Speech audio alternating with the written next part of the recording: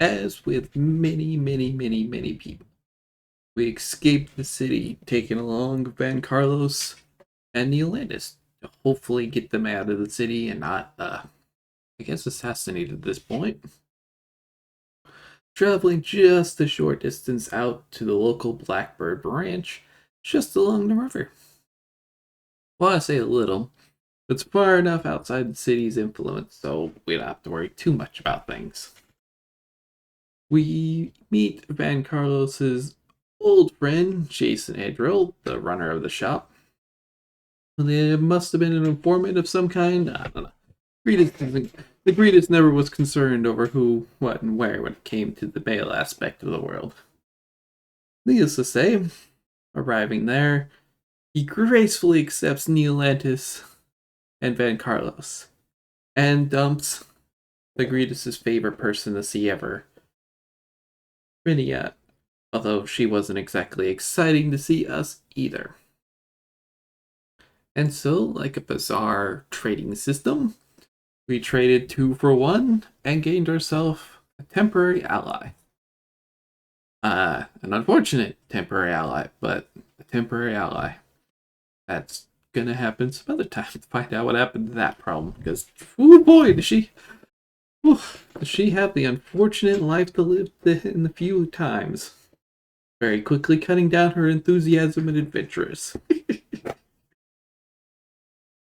From them, we make the discovery that the Queen has been collecting old bones and artifacts behind everyone's back while she was busy.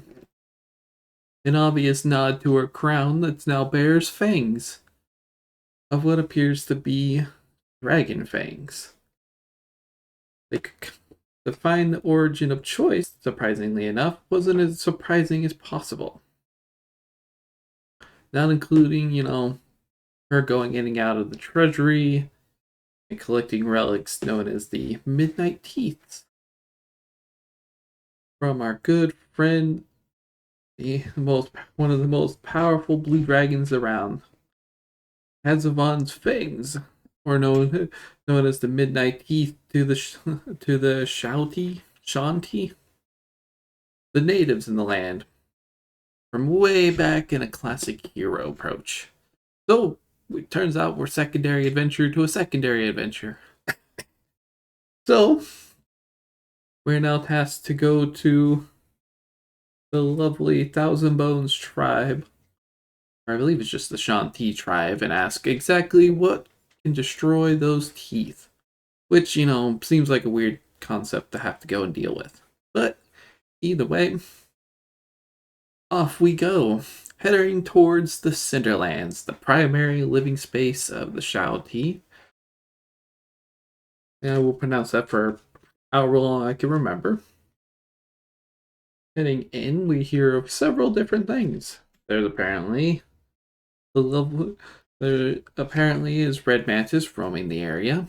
Who would have guessed? The Queen's influences need to be everywhere.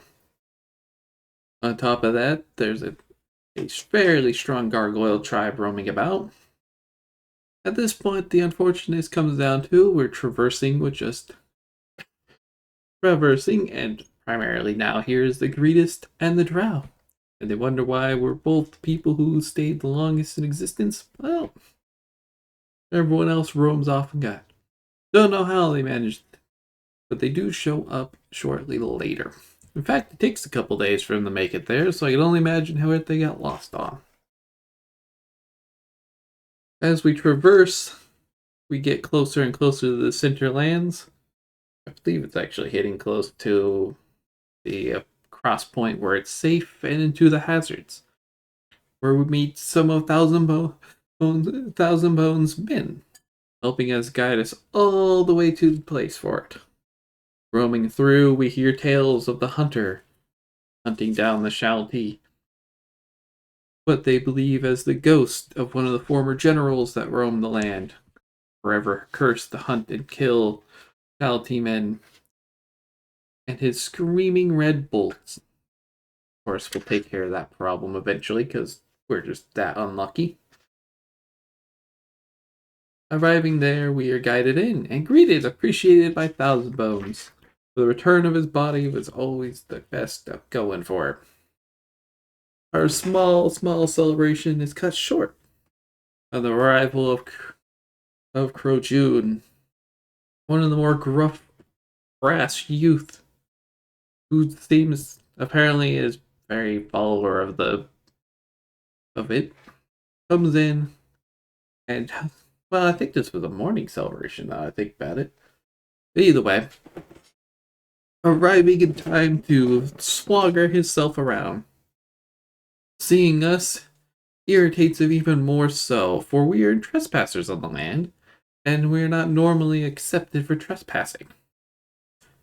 Needless to say, no bloodshed was done for the day. Instead, they played a minor game, a game of strength.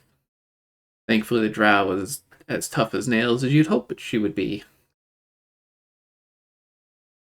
Taking a small leather loop and sticking it and biting down on two ends, it's a battle of tug and pull, strengthening your resolve to win between the two of them. He calls it friendly, but I'm sure it was more of a humiliation desire for him. A long, drawn-out pull back and forth as the drow and Crojune pull, pull. As the final dice rolls for Crojune, and he rolls a 1, fully committing to his pull. Also in return, the drow drops her 20 right there. Boom! And he full on flies down to it, proving that we're not as wimpy as we are. And a fit of laughter erupts from the man as he sees our stuff isn't all shit talking. But what do you know? With his assistance from the newfound appreciation of our abilities, he helps guide us the next day, after a nice little party and morning, to the Bone Council, the people who make the biggest calls to come about. Through them, we hear an old tale of Skurak, Skurak the Great Warrior, the man who had several trials to commit how strong and his just. Because even then, we get to find out the lovely trials. The first of the first. Boop, boop, boop.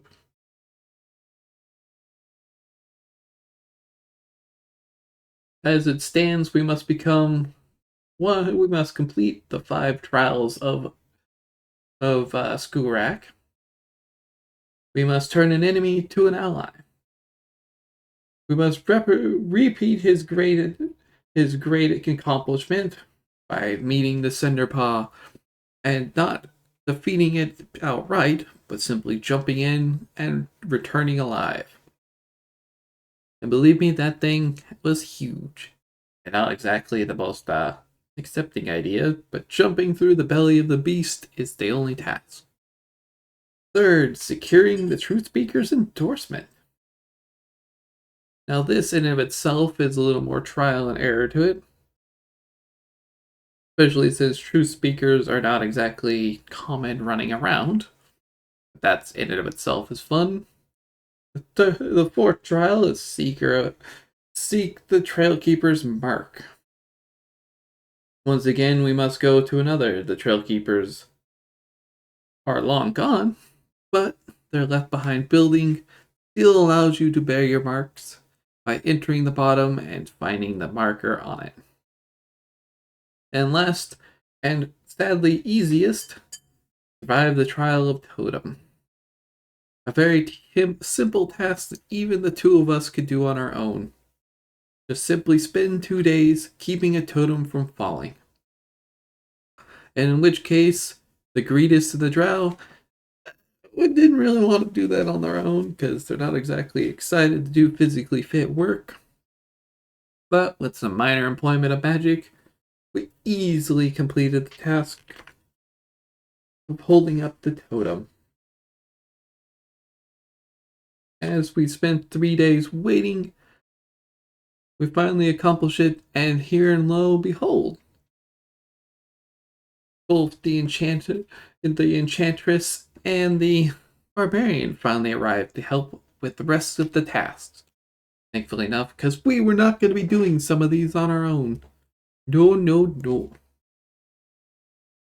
But all in all, the full extent of the Cinderlands will be a problem for another time. Bye bye!